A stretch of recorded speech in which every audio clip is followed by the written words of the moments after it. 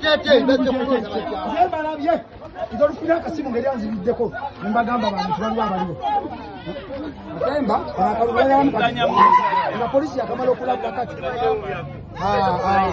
Bano bonna batumanyi.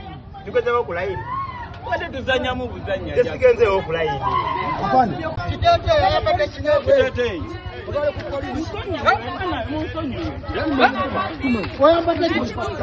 Atabina kata kuba ku mutwe.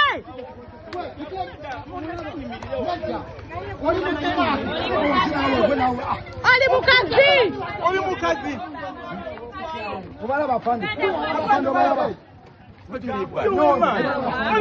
Kati bakyalo. Bali mu kitete.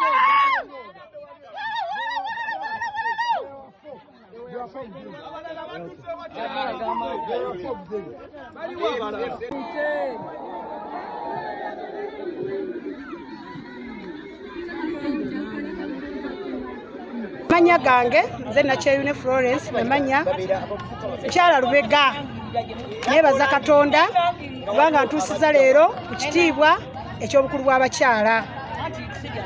Nebaza abakyala b'Ekiwanga n'abatuuze bonna okutwaliza awamu Kiwanga Rwanda okunteekamu obwesige ne bannonda okubeera omukulu w'abakyala ku kitundu kyaffe.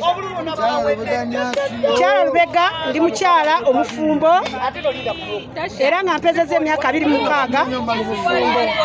Nebaza Katonda nti tumukumaganye bulungi n'omwami wange. Kiyinzika okuba ensonga lwaki kyemani bwatunootuna mu kitundu naga nti Mukyala Lubega jangu okulembera abakyala. Ndi mukyala Omuadventist ayiseeko mu seminars ez'enjawulo ez'abakyala kale n'olw'ensonga eyo nze nga Mukyala Lubega nebaza abakyala ba Kiwanga Rwanda okunteekamu obwesige ne bannonda n'obululu obungi bwe butyo nsobole okubakulembera emyaka gino 5.